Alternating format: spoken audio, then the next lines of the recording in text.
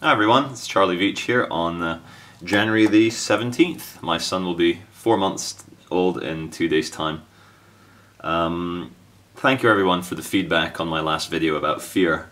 I didn't expect it to be so popular, but and sometimes when I'm making these videos, at the time you're face palming, going, oh my god, that's not coherent, that doesn't make any sense, that's just ranting, and then you watch it back and it's okay. It's okay.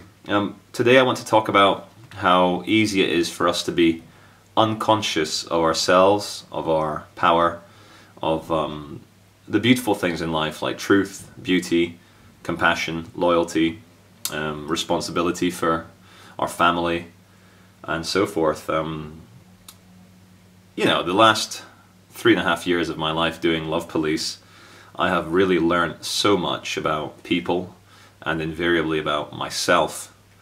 And I've learnt so much humility, but I had to develop, I guess, an overinflated ego and very high lofty thoughts about myself before I could get knocked down, before the balloon could be deflated and I could actually recoil the other way and come back to humility and to understanding that we're all suffering, we're all trying our very best, and we're all human beings. We are all manifestations of consciousness. Every single person is conscious. I'm going to try and avoid overly spiritual language in this video so that I don't alienate the scientists amongst us, the reductionist materialists who believe everything can be brought down to motion and the movement of atoms and electrons and neutrinos and so forth.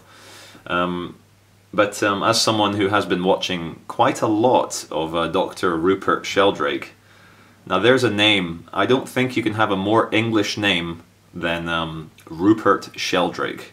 He sounds like a knight from the Round Table, from the Arthurian days, isn't he? Rupert Sheldrake. But Rupert Sheldrake has written a fantastic book called The Science Delusion, which I haven't read, but I've seen enough reviews and readouts and interviews with the guy to almost feel like I have read it. And he talks about the very hard problem of consciousness in science, how material things and the scientific world does see everything as reduced down to material things. There is no spirit, there is no soul. These things are ideas in men's heads. So the idea of God is an idea in a man or a woman's head. But the very hard problem of philosophy, of science, and I remember this from studying this at university, vaguely, is how do non-conscious material things give rise to consciousness in the brain? And Dr. Rupert Sheldrake argues in his book, and in other books as well. I saw a presentation on YouTube of him debating Terence McKenna, which I thought was very cool.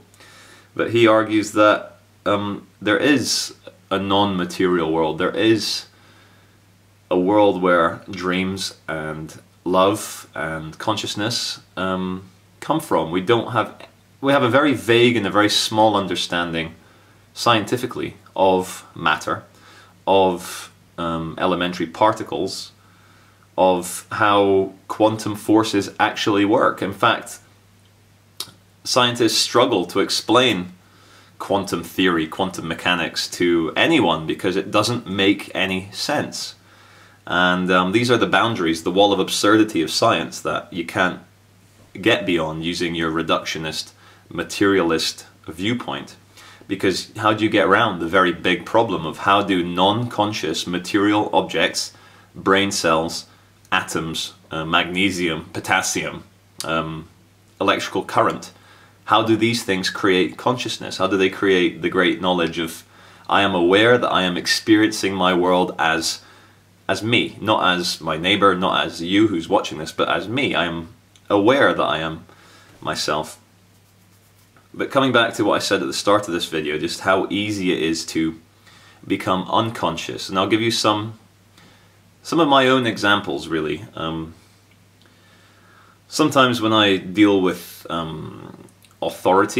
supposed authority, I don't believe there is any authority over anyone else. We are all somehow some sort of high frequency. Here I go in the spiritual talk.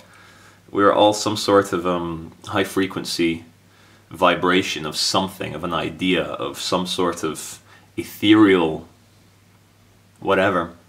And so there is no authority over anyone else, but sometimes I get fired up, I get angry, I allow my emotions and the adrenaline, which is a chemical, this chemical comes down into my mind and affects my consciousness, and I forget things such as peacefulness and compassion, and I get so angry at people, I get so deeply angry to the point where I want to kill them, I want to, you know, go out there. And I think this explains why anger and rage and humiliation have been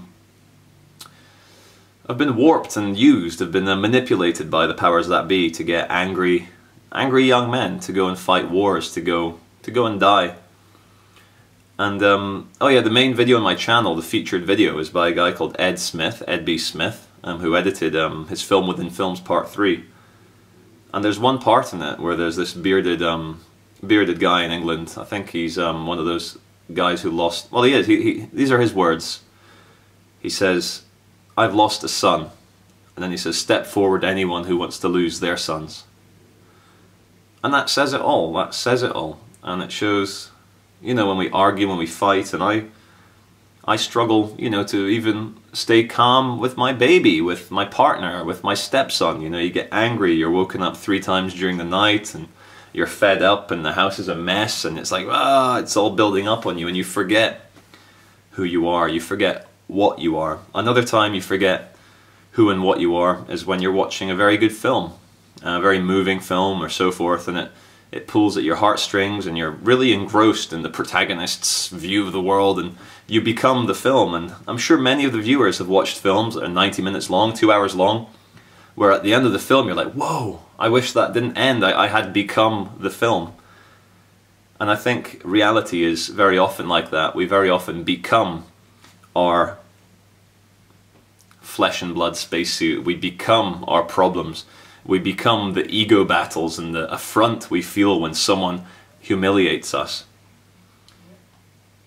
Coming to the humiliation aspect, I am so grateful for all the experiences I've had, both good and bad, and I'll talk about how the bad ones have been a good experience ultimately. The criticism, the hatred, the angry people, the personal comments sometimes you get, which used to really upset me because they attack the ego. And when you're associating yourself with your ego, that you have this lofty idea of yourself, you want to be proud, you want to look good, you want to like say, yep, I am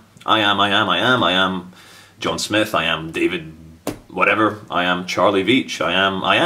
And then when people attack that I am, it is because there's no way your I am, this, for me, this bearded, receding hairline, aging, sore joint, inflammatory bowel disease person can ever be perfect. We cannot be perfect, and because we're trying to impress other people, because we are tribal apes, and we're programmed, and these are all programmings from our past, from hierarchies and status, and they've scientifically proven that apes and human beings get a small burst of serotonin and other nice chemicals when your status is improved within a hierarchy, or when you when people praise your power and you go from beta to alpha. And here is if I'm right, is this Stacy's friend? Here's Stacy's friend Lynette. Let's film her and say hello. Right, anyway, I'll pause this video for now and I'll come back to it. Lots of love.